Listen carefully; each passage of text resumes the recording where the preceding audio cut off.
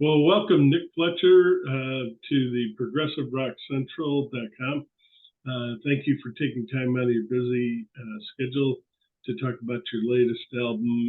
It's a fantastic album if you haven't listened to it, anyone out there. And please get out there and get this. It's one of the best albums of the year.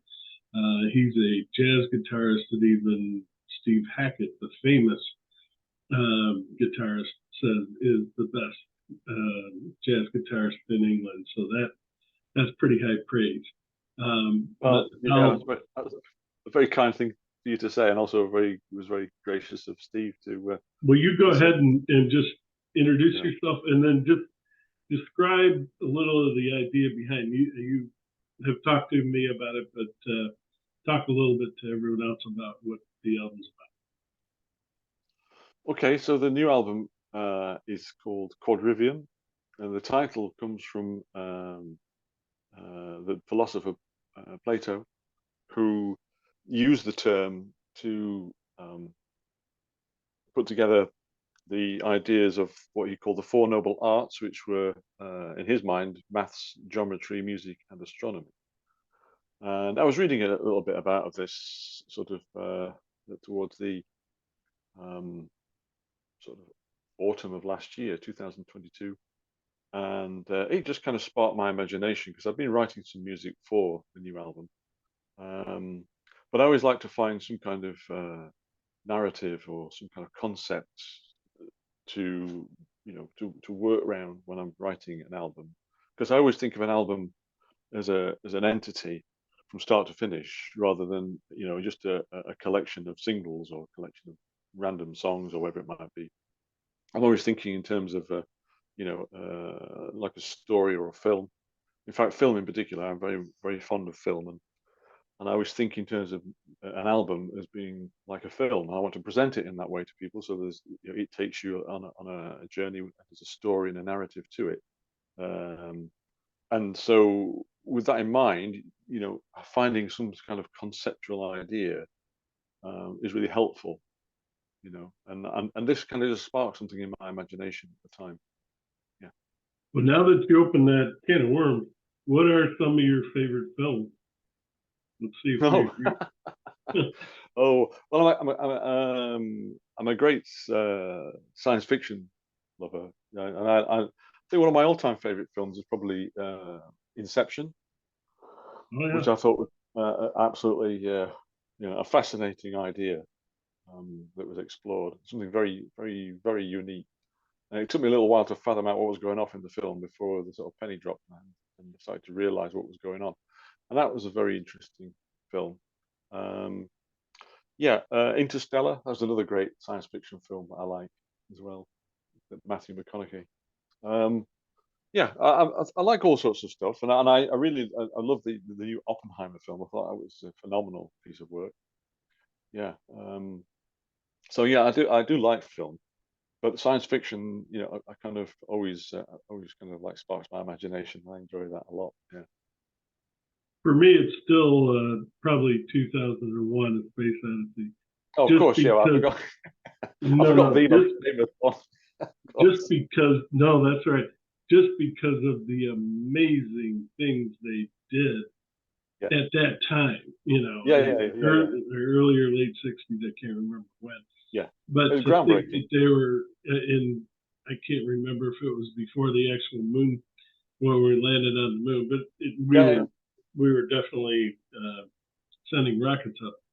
But just the unbelievable foresight that he had with that movie is unbelievable. The way they filmed, the walking upside down and things like that. Yeah. Yeah. They tore it apart and just let everyone Right. look at how that happened. And yeah, Yeah. it is amazing. No, All I right. agree. All right. So let's see. You've got Annika Niles playing from Jeff Beck, if I Correct. remember right. Is Yep. that right? That's right. All right. Talk a little bit how you met her and how you brought interested her in this album, because that is Yeah. She's a Okay, well, fantastic addition. yeah, absolutely. The how that came about was, I thought I suppose you used the word serendipity. It was just Yeah. one of those chance things that come across your path and have works out really well. Yeah, I mean, the situation was, I went to see Jeff play on his UK tour last year. I fortunately got to see him before he, sadly passed away at the end of Yeah. earlier this year. Sorry, and so that was great seeing him live once again. I wasn't going to go and see it because the tickets were quite expensive, and I kind of the concert had been organised for 2009, 2020. It got postponed because of COVID, so they put it back to 2021. It got postponed again, and then it Mm. finally happened 2022. But I got tickets because the guy who originally bought the tickets couldn't go because the date had been rearranged for. He'd already reorganized to do something else. So he said to me, "I know you like Jeff Beck. Would you like to go and see him? I've got some tickets. You can have them at half price." So, I said, "Yeah, fantastic." I didn't think I'd get to see him because I missed the tickets the first time. So I went, and of course it was brilliant. But I was expecting to see Vinny Colaiuta playing because he was his sort of regular touring drummer. But Vinny wasn't on the tour. I didn't know this. I got to the gig. The band came on stage. Obviously, you got the fabulous Rhonda Smith, Prince's ex-bass player, was also playing with Jeff. I expected that, but then this female drummer came on, and I wasn't expecting to see this person. So I thought, oh, okay, so no Vinny. Oh, that's a shame. Mhm. But then I knew obviously this person would be good because Jeff has never played with people who weren't Yeah. No, fantastic at he's the top of their got game. different. Always played people at the top of the game. So they started playing, and within the first track, I was like, drop to the floor. This lady is incredible. What a musician. What a fantastic player. And of course, Jeff's music is stylistically quite varied. He had a very varied career, you know, right back from the Yardbirds to what he was doing presently. It was always very varied. He was always doing different things. So with a drummer, he obviously needed somebody who could cover all bases and can switch very quickly between all these different musical elements and styles. Of course, Vinny could always do that, but I found that Annika Nils was just the same. She was brilliant. Of course, then I thought to myself, well, wouldn't this be fantastic if I could get her to record on my new album? Because I thought that because she was so good at working with all these different stylistic approaches and her skill at dealing with odd time meters and so forth, and had great finesse, but also immense power when it was needed, I thought, which would be the perfect foil for what I do. So, cut a long story short, I got in touch with her and raised the possibility of would you like to, was she available and would you want to play on this project? Um, I didn't hear back from for a while. I heard nothing, so I kind of parked it and thought, oh well, she probably isn't interested and she's far too busy, so that's fine. I'll have to have a rethink. But then I got an email out of the blue saying, sorry for the delay. I've been researching what you do, which is understandable. You're going to do a bit of due diligence, haven't you? When you're going to work with someone you've not heard of. So she said, I've researched what you do. I really like your music. Let's talk. When would you like to start work on this album? So I was blown away by that.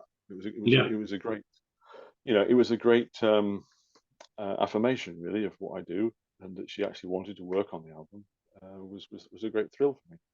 And so that was how it came about really. And I think the results, show that it was the right decision, because obviously you never know. You hear these things in your head and think, oh, this should work out, but you never know until it actually is, recorded, whether it will work out properly. And listening back now objectively to the recording, I feel it did. So I was really thrilled that she came on board. Yeah, Yeah, she did a top notch job throughout the whole yeah, album. absolutely. Really Yeah, yeah, helped set the tone. Yeah.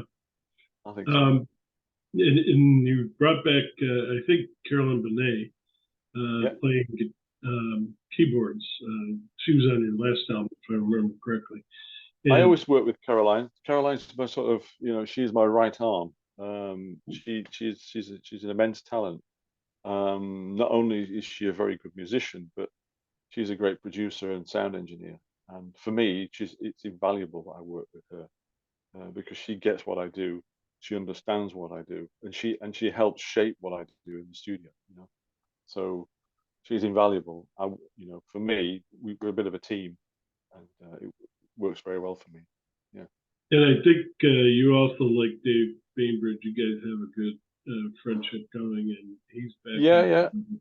I mean, Dave and myself go back many years. I was 19 when I first met Dave, and we've been friends ever since. And we've worked together over the years on various things. Um, so, often when I need a keyboard player who can play some great solos and so forth, I always like to ask Dave to get involved, and he's always very gracious to say yes. So that's really nice. Yep. And will you be? Because I think he's working on an album, if I'm not mistaken. Yeah, he is. Will you He's working on an participate in? album. He's working on an album with Simon Phillips, I think, at the moment. That's his latest thing. Yeah. Do you think you'll participate in that album, or Myself, yeah? but I put it. Oh no, I don't think so. Because I mean, obviously, Dave is, he's an incredible guitar player as well as keyboard player and everything. So it doesn't really need He's my assistance. multi instrumentalist. Yeah, he Yeah, is. doesn't need me. Yeah. All right. Well, the question we've been kind of throwing back and forth on the internet. Tell us about that album cover. It's very cool. Ah, okay. What was Well, the? I'll Yeah. tell you about that. Yeah, it's interesting because my previous two albums were really quite uh, simple. I just put pictures of myself on the front. Yeah, I There think. was two reasons for that. One of the reasons was because, nobody really heard of me at that time. I wasn't really known that well within the sort of progressive world because I spent so many years working as a classical musician. So I thought it was important that people knew when they looked at the cover, they knew what they're going to get. Oh, this is a bloke who plays the guitar. This is going to be a guitar-based album. So the cover said exactly what they were going to get. Of course, with the third one, my immediate thoughts were, oh well, do something similar.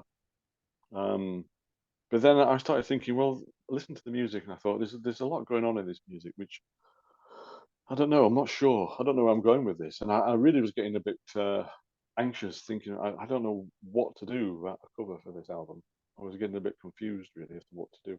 And then I had a chat with my friend Rick Pilkington, the other half of the Black Heart Orchestra, who you obviously know very well.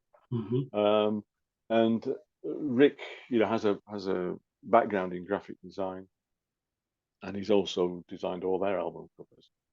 So I was curious to sort of pick his mind about this. What did he think? And he mocked up some ideas for me, and he basically got me thinking in a more conceptual way about album cover. Um, so it was his sort of inspiration, really. He gave me some ideas to do with suspended reality and so forth, and I was really quite interested to explore that. So I then took that inspiration away and came up with the cover that we got, which I thought reflected very well the essence of some of the music that's on the album. Yeah, Um, no, it's cool. well, the thing is, Very. the idea of the floating girl on the front, um, you know, sparked my imagination because it was suspended reality. In fact, it reminded me of that film I mentioned before, which is Inception. You Yeah, know, it's all about dreams and so forth. And yeah. You talk a lot when I about it in when the I was album. looking at the idea of it all, I was thinking to myself, well, this poses a lot of questions when you look at that cover, and and it kind of reminded me a little bit of the sort of stuff that Hypnosis did for Pink Floyd and Mm. so forth, which I've always liked, Yeah, because it poses a question, like what's going on, Um, and I thought it was, that would be really good for the listener to look at that and think you already started the process of inquiry before you actually put the music on. What is this all about? What's this music about? And then when you put it on, and the first track is a fairly sort of ambient type of track. It's lots of layers of sound and washes of color and sort of soulful guitar playing. And when I saw that and I saw the image, and I'm thinking, oh, this works. I'm not quite sure why, but it kind of works. Mhm. Intrigued me, because the music has a kind of floating quality to it. And then I looked at the cover and think, oh, this floating person.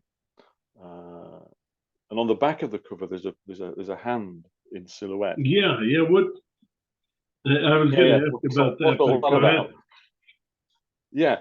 Well, and it's actually I've printed on the disc itself as well, isn't it? Yeah, The whole idea of that was about reaching for the light.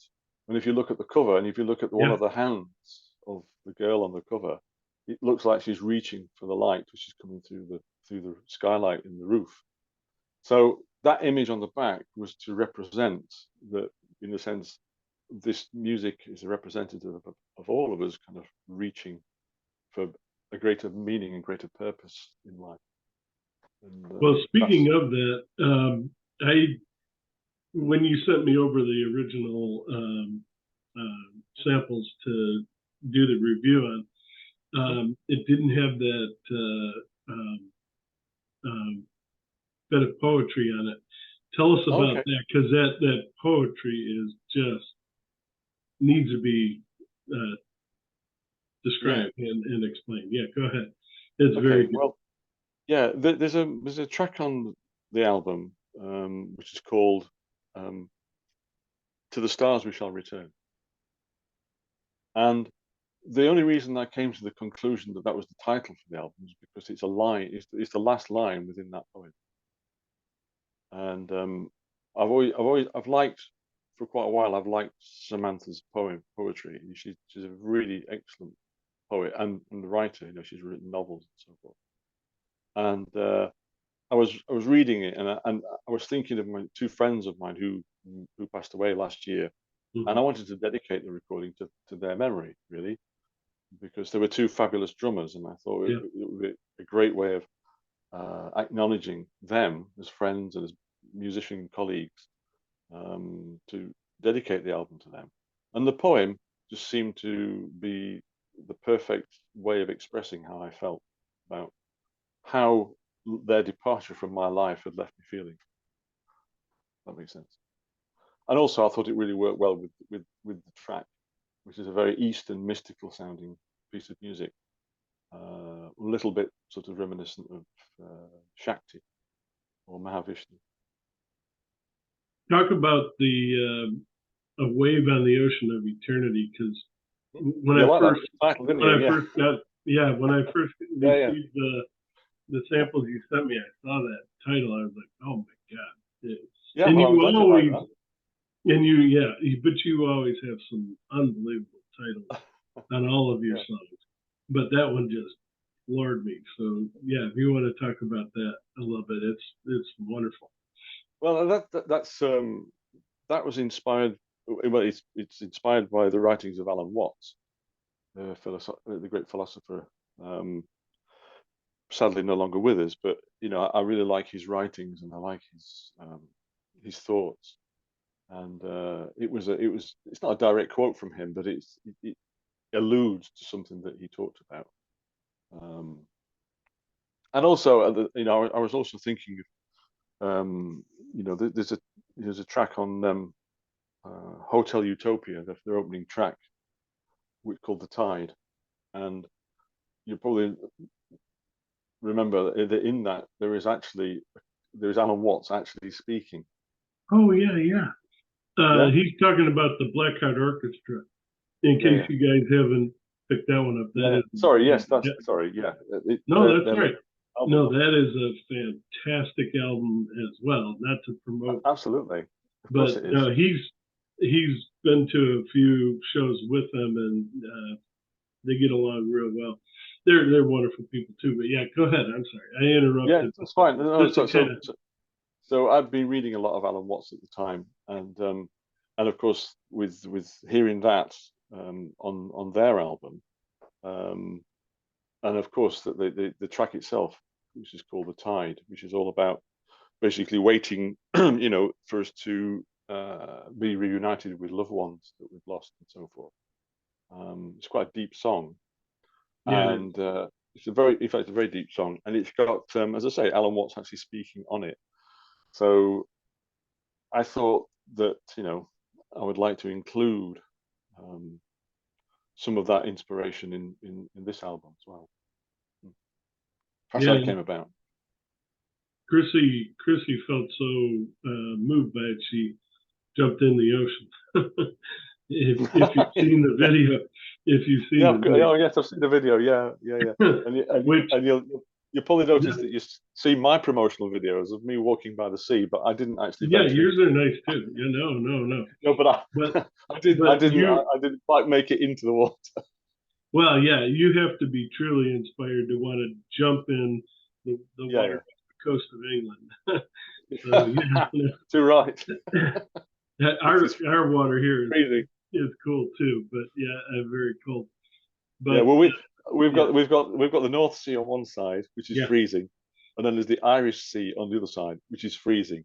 And the only place where it's warm is in the southern tip of Cornwall, where it meets the Atlantic. You oh, know, okay. and at that point, you know, there's a current, a warm current that comes through from, you know, from the Azores, and it's actually really not too bad. It's tolerable. But at that, I mean, Chrissy was in the Irish Sea, so that's freezing. You know. Yeah,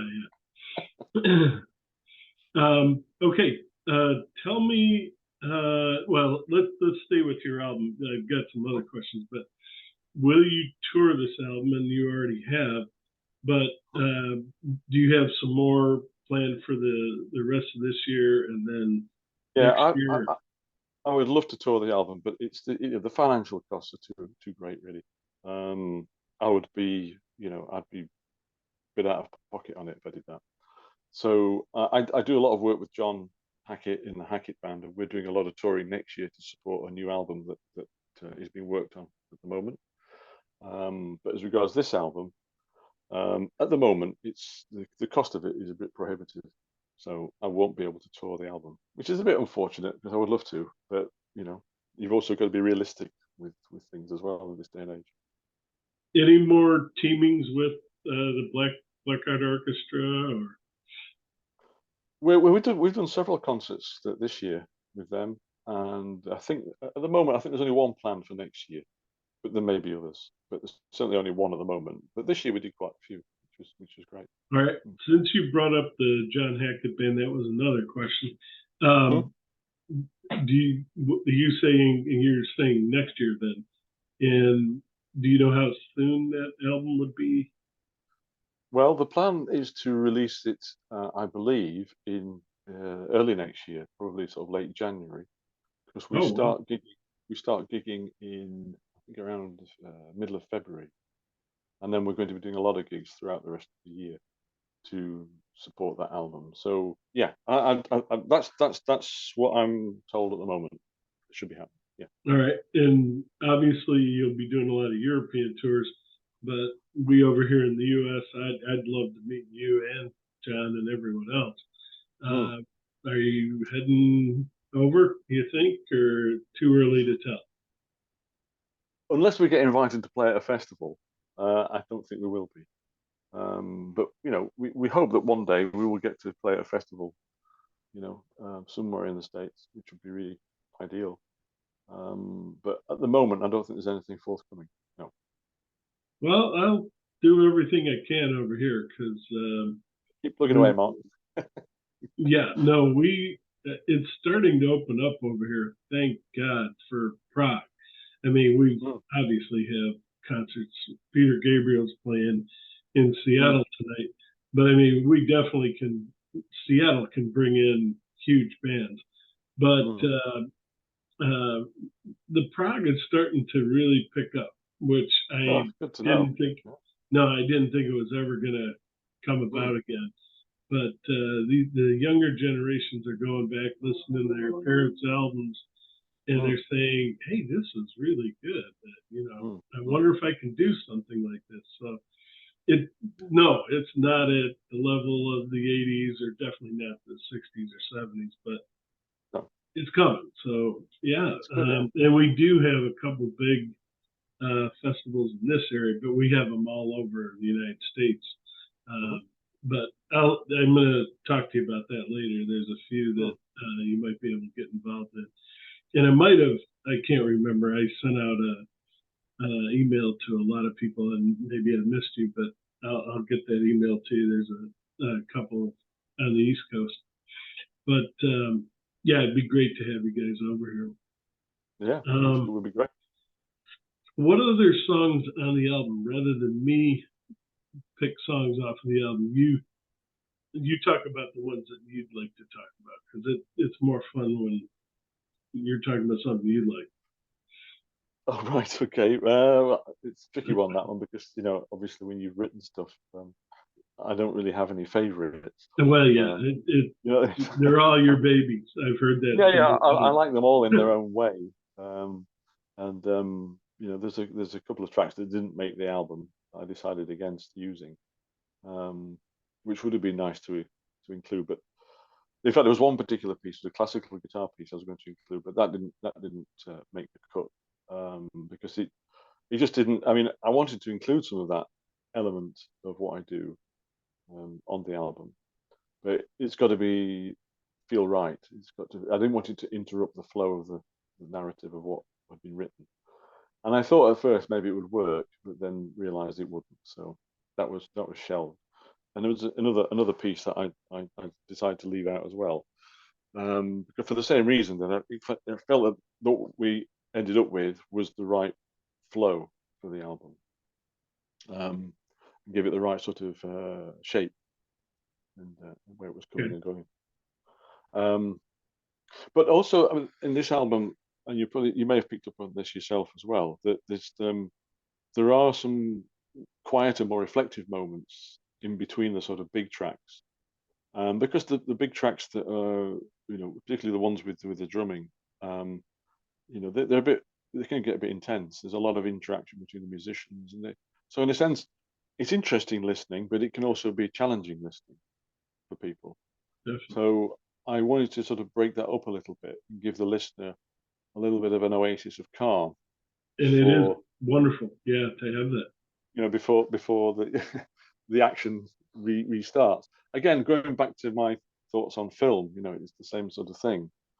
Action films are great, but if it's action from start to finish, it's a bit much for the watch, isn't it? Yeah, And there has to be some context within which the action takes place for it to be a good film. For me anyway. So I think of it like that. yeah. So on these reflective tracks, um, I'm playing in a way that's probably a little bit more reflective and also influenced from the blues a bit more. I think I don't know if it was you or somebody else who picked up on that. There's some moments that felt a bit like Stevie Ray Vaughan. I Yeah, think it it was might have me. been. Yeah, I thought it was. We Yeah, that's went right. to a restaurant. They Yeah, had yeah, a poster in back of it. yeah. Well, of Yeah, course, I mean, Stevie Ray Vaughan was, obviously one of the all-time great blues players, without any shadow of a doubt. Um, but I'm kind of glad you picked up on that, because there was an element in what I wanted in my playing, which my roots as an electric guitar player are in the blues, but yet because of the progressive stuff that I do and the more fusion type stuff that I do, it's never really come to the fore, that aspect. And I really felt that this was appropriate on this album to mix it up a bit and to diversify the feel of the music that I was wanting to express. And again, I think it also gives that nice sort of moments of reflection within the mm, context of the whole of the album, to as a kind of you know um, counterweight to the more energetic and frenetic sounding tracks. Hmm. all right. That conversation there just kind of brought up Stevie Ray is definitely one of your inspirations. What are some of your other favorite bands, uh, guitar players? Who influenced you besides him? Okay, well, I mean, going back to the early days, someone like Jeff Beck was a great influence. And I think we've mentioned this before in our last interview. Jimmy Page was a great. I mean, one of the yeah. I mean, when I started out playing the guitar, electric guitar was sparked my imagination listening to Hank Marvin. That's what got me interested in hearing the sound of the electric guitar. But what really got me interested in the whole sort of rock music scene and the blues was listening to Jimmy Page. Yeah. I remember listening to Jimmy Page when I was a very young kid, because I had an older brother who introduced me to a lot of music that I wouldn't have heard otherwise. And I heard him, and it was like, what is that? Yeah. I'll right, that's it. That's what I want to do. Yeah. Yeah. don't don't tell me anything else about what I want to do with my life. I want to do that. It's one of those moments where you just thought, yeah, that's I really connected with what he was playing, what he was saying. He's It had a very incredible. visceral quality to his playing and his sound, which sparked my imagination as a player. And then obviously since then, there were lots and lots of other players as I've developed. In the early days, obviously, I used to listen a lot to Steve Hackett. Steve was a big favorite of mine. Very interesting, different kind of player. Somebody who played with textures and things in a way and also the classical guitar in a way that I've not heard other people do. So he was a big influence. Jan Ackerman was a big influence as well in the sort of 70s. He was another one of those players that I heard and thought, what is he doing? It's blowing my mind. It's incredible. And then of course John McLaughlin, uh, and I like some of the metal players as well. I like John Petrucci very much. I Yes. really like John Petrucci's playing. I think Yeah. he's a Very good. phenomenal musician. Alan Holdsworth, of course. I think anybody of my generation holds Alan Holdsworth as being, one of the all-time great guitar players, because he pushed the boundaries of what you can do with the instrument in new ways. So all those kind of guys really feed into what I do. But on this You album, would, I wanted to include more of that bluesy sort of elements as well.